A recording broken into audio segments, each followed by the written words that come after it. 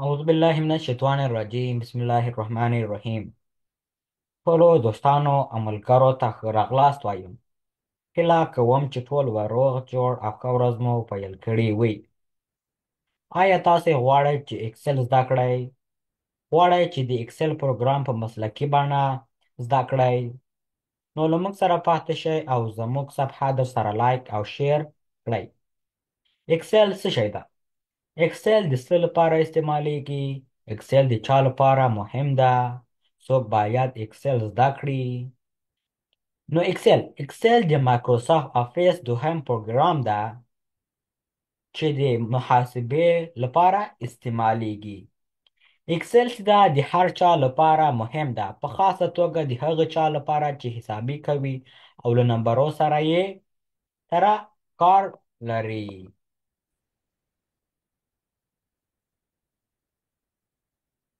نو راځئ چې دا دار شروع کړو. اول به دا زده کړو چې سولر نه موږ کولی شو دغه مایکروسافت اکسل خلاص کړو. اوله لاره چې دا ده، تاسې دلته سرچ ته راسئ، په دغه ځای کې تاسې اکسل ولیکئ. دلته اکسل چې وښئ، انټر یا اوکې وښئ. نو ګوره موږ ته اوس مایکروسافت اکسل خلاص کړ. دا سوه یوه لاره. او بله لاره دا چې دلته موږ د رن لار نه هم کولی شو. د رن شارټکټ دا وینډو پلس آر ده. هغه وینډو پلس آر ده د رن صفحه تاسو ته خلاصوي. دغه ځای کې به تاسې اکسل ولیکئ، انټر یا اوکې وښئ. ګوره موږ ته مایکروسافت اکسل خلاص کړ. دا سوه دومه لاره. او درېیمه او څلورمه لاره دا ده چې تاسې په دلته سرچ کې راسئ اکسل. دلته غواړئ تاسې دا unpin from start. که تاسې غواړئ د سټارټ مینو نه خلاص کړئ، نو که چېرې موږ اوس دلته راسو، دلته سرچ ته دلته اکسل ولیکو، په دې کې به دا unpin کړو. اوس دا درېیمه لاره دا ده چې موږ کولی شو د سټارټ مینو نه خلاص کړو. که غواړو سټارټ مینو ته د هغې شارټکټ ور اډ کړو یا له سټارټ مینو نه خلاص کړو، نو موږ به دلته راځو، دلته په سرچ کې لیکو، دلته سرچ کې موږ اکسل یا راس یا رایټ کلیک پې کوو، پین ټو سټارټ. سټارټ مینو ته راسو، ګوره اکسل راغی. ګوره موږ مایکروسافت اکسل دې لاره نه هم کولی شو خلاص کړو. دا سوه درېیمه لاره. څلورمه لاره دا ده چې موږ کولی شو دلته د ټسک بار لاره نه هم خلاص کړو. نو په دلته کې چې موږ اکسل ولیکو، راس یا رایټ کلیک، دلته یې پین ټو ټسک بار. وګوره چې دا مایکروسافت اکسل دغه ځای کې ټسک بار ته ور اډ شو. اوس دا آیکون باندې چې کلیک کړې، نو موږ ته مایکروسافت اکسل خلاص کړ. دا وې څلور لارې. موږ دا زده کړو څنګه موږ کولی شو مایکروسافت اکسل له څلورو لارو نه خلاص کړو. نو راځئ چې دا دار شروع کړو.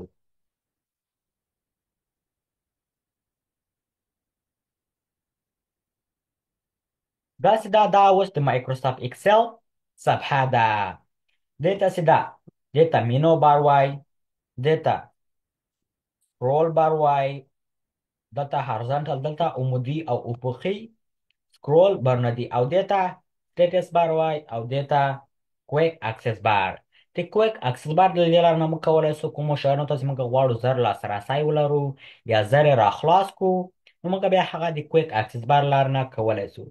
لکه مثلا تاسې فرض مثالا زه غواړم د سیف شارټکټ دلته راولمه چې زر لاسرسی ورته لرم. دا خپله کویک د زر معنا ورکوي، اکسس لاسرسی. ګوره سیف چک مارک هم وګوره شارټکټ یې راغی. ګوره څومره زر موږ دلته لاسرسی ولرو. که دا نو موږ به فایل مینو ته تلو، بیا هم سیف وکړو، موږ نه یې وخت نیو. بیا دلته موږ څه ویلې، دا مینوګانې دي. موږ ته د انزرټ مینو، د پیج لیاوټ، فارمولاس، ډیټا. دلته بیا دغه ځای کې چې دي ډیټا ریبن وایي. ګوره دا د انزرټ مینو شو. که چېرې زه په د هوم مینو انزرټ باندې کلیک کړم، ګوره ریبن ټول چینج شو. نو بیا دغه خپله ځان ته ریبن چې دا هم ځان ته ګروپونه لري. وګوره لکه دا د ټیبل بخش ده، دا د اډ-انس، چارټس او همداسې نور. نو هر هغه چې دا اډ-انس ده، په هغه کې زیات ځان ته ګروپونه دي. او په نیمو سټینګو کې یا لکه مثلا په نیمو ګروپو کې دغه ټول سټینګونه نه چیږي، نو دلته یو شارټکټ یې ورکړی ده چې په هغه باندې کلیک کړو. ګوره موږ ته به د هغې ټول ګوره سیټینګونه خلاصوي بیا دې موږ کولای شو اپډیټ یې کړو تغیرات پکې راولو په هغه ځای کې دغه ټول نه جېږي نو یو وړوکی شارټکټ یې ورکړی چې هغو ته لاسرسی ولرو او دغه ته سیل وایي چې په هر سیل کې موږ ګوره دې ته یوې ته سیل وایي په هر سیل کې چې موږ کلیک کړی وي هغې ته اکټیو سیل وایي وګوره موږ اوس د E7 په سیل کې یو. که تاسو غواړئ لکه مثلا په دې کې کلیک کړی وي تاسو پیدا کړئ چې تاسو په څومره سیل کې یې په کوم نمبر کې یې نو تاسو به راځئ ګوره سیل ګوره دا هغه دي دا کالمونه دي دا راګانې دي کالمونه چې دي نو هغه لري اي بي سي لري او راګانې 1 2 3 پاره یو دوه درې باندې کلیک کې ګوره ټوله را سلیکټ شو که چېرې په کالم باندې ګوره ټول کالم سلیکټ شو دیتا ګوره دغه ته خو دې ته یوې ته سیل وایي دغه ته رینج وایي دغه د یوه سیل چې تاسو سلیکټ کړی وي یعنې ګروپ وي هغه ته سیل وایي او دغه دې ته دې ته هغه وایي نیم باکس تاسو ته دغه کې هغه په هر سیل کې چې تاسو کلیک کړی وي تاسو ته ښایي ګوره د موږ د F6 کې یو په سیل کې ګوره F6 نیم باکس ورته وایي هر سیل کې چې تاسو کار کلیک کړی وي یا اکټیو وي هغه تاسو ته ښیي او دې ته چې دا فرمولا بار والے دې لانه موږ کولی شو لکه مثلا موږ وایو 12 times یا پلس 5 ګوره دلته د فرمولا بار دلته لکه مثلا که چېرې موږ دلته لیکلی وي لکه مثلا دلته موږ لیکلی وي 12 دلته 15 دلته چې راسو هټو سم ته وګوره دلته قوس خلاص دلته کې لکه مثلا چې ورته لیکې لکه 12 جمع 5 ګوره موږ ته ویستو ګوره دلته چې ګوره موږ ته د اندې فرمولا اوس ښیي دا فرمولا بار سو او دلته چې دی دا موږ سره شیټ دی دغه خپله شیټ چې ده له کالمو او له راګانو نه جوړ شوی ده او دغه خپله دغه ټوله شیټ ته ورک بوک وایي سپریټ شیټ ورته هم وایي دغه دلته ګوره چې موږ سره همیشه چې اکسل خلاص کړو نو دلته به یو شیټ موږ سره بیا له دې لانه موږ کولی شو نور شیټونه ورته هم ور اډ کړو منځ کلک ګوره شیټ 2 سو شیټ 3 شیټ 4 شیټ 5 شیټ 6 هم داسې کولی شئ تاسې نور ورته هم ور اډ کړئ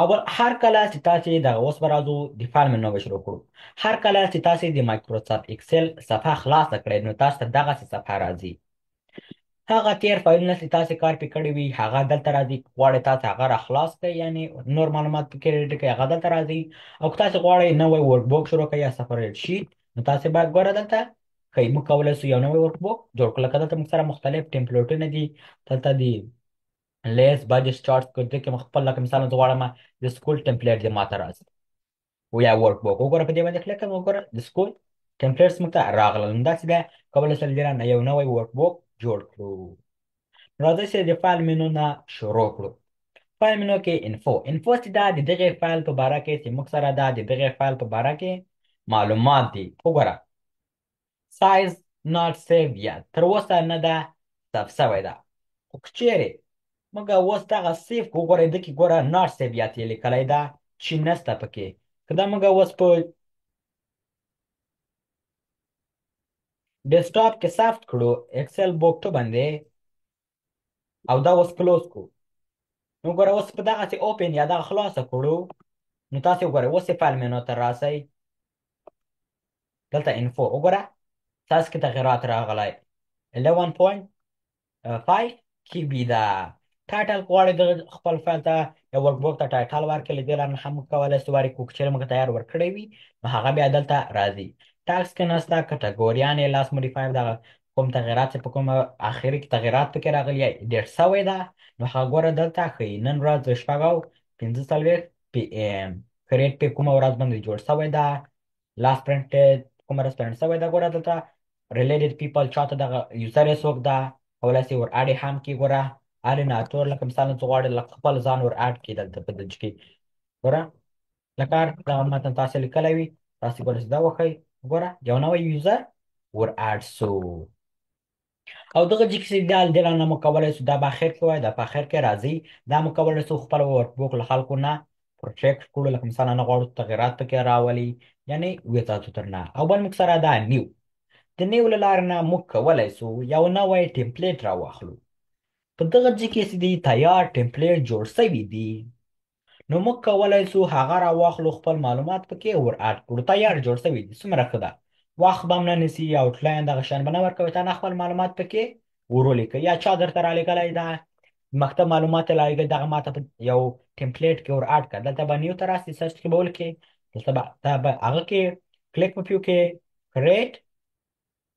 موږ ته اوس راته کریټ کوي، ګوره ور اډ شو. ډېره نه کولی ټایټل یې ورته غیر کړو، خپل معلومات پکې ور اډ کړو. ته تیار جوړ شوي، څومره ځان یې کولی شو خپل معلومات پکې ور اچوي. او اوپن هغه تیر وخت فایلونه یا تیر هغه فایلونه چې تاسو ثبت کړي یا ایډیټ کړي غواړي هغه ته اکسل صفحې ته راواخلي، ایډیټ یې کړي، نو ته به راځې دلته د اوپن له لارې نه کولی شې. دلته هغه تیر وخت چې لکه مثلا یوه جمعه مخکې، پرون، نن ورځ، هغه دلته ترې راغلي، دلته راځي. د دې لارې نه هم کولی شې کلیک پې وکړې، اوپن یې کړې. او که غواړې تېل یو بل ځای کې دې ثبت کړی وي فایل، غواړې هغه راواخلې، نو ته به براوز باندې کلیک کوې، هر ځای کې تا ثبت کړی وي همغه سلیکټ یې. که مثلا بوک 5 اوپن، ماته به هغه را خلاص کی. د اوپن لار نه کولای شو، موږ چېرې وخت کې یو فایل ثبت کړي غواړو هغه را خلاص کړو، د اوپن لار نه یې کولی شو. او بل موږ سره دا سیف، که تاسو غواړئ دغه فایل موږ هسې ثبت کړی دا، غواړئ یو ځای کې ثبت کړئ یا بل وخت لاسرسی ورته ولرئ یا یې را خلاص کړئ، نو تاسو بیا د سیف لار نه کولی شئ. او د دې شارټکټس دا ټول به تاسو ته لاندې ښکاره شي. بیا ټول دغه لاندې شارټکټیانې دي، دغه د نیو، د اوپن، د سیف او د پرنټ شیدو. او بل موږ سره دا سیف اس، دغه فایل تا سره ده، تا په یو ځای کې ثبت کړی ده، تی غواړې همدغه فایل په مختلف نوم په مختلف ځای کې ثبت کړې، نو ته بیا د سیف اس له لارې نه کولی شې. اوس که چېرې موږ څومره سیف کې کلیک کوو، څومره معلومات پکې دلته ور اډ کوو، ګوره فایل ته راسو سیف، ګوره همغه ځای کې ثبتېږي. خو که چېرې غواړو دغه په مختلف نوم په مختلف ځای کې ثبت کړو، سیف اس، براوز، ګوره دلته هر ځای کې ثبتو، همغه ځای کې نوم ورکوو. موږ بیا کولی شو سیو یې کړو. اول موږ سره دا پرنټ له دې لارې نه موږ کولی شو دغه چاپ کړو. اول موږ سره دا کاپیز، له دغې ورقې نه تا ته څو کاپیانې وباسي. زه غواړم ماته د 10 کاپیانې وباسي. اول موږ سره دا پرنټر له کوم پرنټر سره وصل ده، له کوم پرنټر نه دغه ورقه راوځي. ایا که چېرې تاسې خپل پیدا نه کړو، نو اډ پرنټر لار نه کولی شي خپل پرنټر ور اډ کړي، یعنې همغه نه تا ته ورقې بیا چاپ کړي. اوس به راسو سیټینګز، تا ته اوس کوم ځای پرنټ کی، پرنټ اکټیو شیټس. باک لاړ شو، دلته موږ 3 شیټه لرو. ته غواړې چې په هره شیټ کې تا کار کړی وي، همغه تا ته هغه کې تا ته پرنټ کې. ګوره په دغه دوم او دریم کې ما ګوره کار نه ده کړی، دغه اکټیو ده، په دغه کې ما معلومات لیکلي دي، یا مې دغه کې رسد ده. که غواړم زه که چېرې دلته په پرنټ کې پرنټ اکټیو شیټ وکړم، وګوره دغه ګوره پرنټ راځي، ځکه چې په دغه کې ما معلومات ور اډ کړي دي، ته نه باندې پرنټېږي. او بل پرنټ انټایر ورک بوک، غواړې ټول ورک بوک دې پرنټ کړي، نو ته باید د انټایر ورک بوک وکړې. او بل لکه موږ سره چې دا پرنټ سلیکشن، هر ځای چې تاسو سلیکټ کړی وي هغه تا ته پرنټ کړي. لکه مثلا دغه چې کې دغه ما لیکلی ده، زه غواړم دغه ماته پرنټ کړي، نو که چېرې زه اوس دغه سلیکټ کړم، فایل ته راسم، پرنټ، ګوره پرنټ سلیکشن، وګوره ماته به دغه کوم ځای چې ماته نه سلیکټ کړې ده هغه ماته پرنټ کوي. دا ولې موږ سره د پرنټ ځای چې کوم ځای تا ته غواړې پرنټ کړي. او بل پیج تا ته لس ورقې سره دي، یا 10 ورقې 10 کاپیانې تر باسي، له کومې نه تر کومې درته وباسي. زه غواړم له 5مې نه دي تر 10مې پورې ماته پرنټ کړي. ماته به اوله نه پرنټوي، دومه، درېمه، څلورمه، د 5مې نه به شروع کوي تر 10مې پورې. او بل موږ سره دا کولیکټ، که دغه چاپ ماشین نه چې دغه ورقې راوځي، ته غواړې دغه منظمې وي که بې منظمې، ته اوس دغه دلته کولیکټډ، منظمې او ان کولیکټډ، بې منظمې. او د پرنټ لکه تا ورقه چې لینډسکیپ یا کپورټ چې دغه تا چې ورقه چې تا ته پرنټوي، د دغه عمودي وي که افقي وي، دغه ته انتخابوي. او له دې لارې نه کولی شي تاسو د خپلې ورقې سایز غټ کړئ. چېرې تاسو دغې ورقې ته اوس وګورئ، که موږ اوس دلته راسو، په دلته دغه یو انتخاب کړو، دغه غټ، وګوره د موږ ورقې سایز تغیرات پکې راغلل، یعنې لږ زره غټه شوه. یا لته وګوره کاټه شوه. نو دغه یو ورقې سایز ته چې پرنټېږي سایز یې څومره وي، نورمال مرجانس له دغې ورقې له کونجو نه دغه متن څومره لري. وګوره دومره اوس نږدې ده. چېرې زه دغه وکړمه، ګوره نور هم ور نږدې شو. غواړم بېرته لږ ذره تر لرې کړمه، وای وګوره متن دا خواته تر نه لرې شو. نو دې کولی شي دغه انتخاب کړي چې د تا دغه د ورقې له کونجو نه دغه متن څومره لرې وي.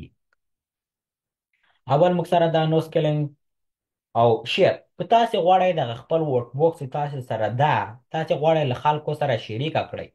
شیر وذ پیپل، له خلکو سره شریکه کړئ د چی له لارې نه، د ایمیل دغه د جیمیل لار نه، لکه د خپله ایسي ده د الکترونیک معنا ورکوي. دغه میل چې ده د میل باکس لار نه خپله دغه ایسي ده. مخکې خو ایمیل ورته ویل ځکه چې دغه جیمیل یا خو دغه شیان نه ول. اوس جیمیل یا هو راوتلی، دا کولی شي ایمیل الکترونیک معنا ورکوي. د الکترونیک باندې د آنلاین ورولېږي. او بل ایکسپورټ که غواړئ دغه فایل، لکه مثلا غواړئ پی ډي اف ته یې واړئ، ټمپلیټ ته ګوره دلته دې موږ سره ده. غواړئ پی ډي اف ته واړئ، په دې باندې کریټ پی ډي اف، هغه فایل به موږ ته پی ډي اف ته واړوي. او پبلش لار نه کولی شئ ته لکه د هغسې د لایبرري ډاشبورډ ته شریکه کړئ. او کلوز له دې لارې نه هم کولی شئ تاسې دغه خپله صفحه کلوز کړئ او د دغې اکس بټن نه دا پرې راولئ، ګوره کلوز راځي. له دې لارې نه هم کولی شئ تاسې د مایکروسافټ صفحه کلوز کړئ. او اکاونټ که تاسو غواړئ په خپل مایکروسافټ افیس کې ساین ان شئ، نو تاسو کولی شئ اکاونټ که چیرې د تاسو تیار اکاونټ وي تاسو ته بیا دلته راځي. او اپشن دلته چې دا موږ سره ده د مایکروسافټ افیس دا ټول سیټینګونه دي. ګوره د لانګویج اډوانس سیف پرفارمینګ دلته سیټینګونه دي. له دې لارې موږ کولی شو اپډیټ کړو، تغیرات پکې راولو. موږ کولی شو دلته د مایکروسافټ اکسل ټول سیټینګونه دي. ډیره مننه دا و د نن ورځې درس. هیله کوم چې دا ویډیو به مو خوښه شوې وي او دا ویډیو له ملګرو سره مو هم شریکه کړه تر څو هغوی هم ترې ګټه او فایده واخلي. او که چېرې دا زموږ چینل ته نوي یاست نو لایک او سبسکرایب کړئ تر څو د نورو ویډیوګانې هم درڅخه پاتې نه شي. والسلام.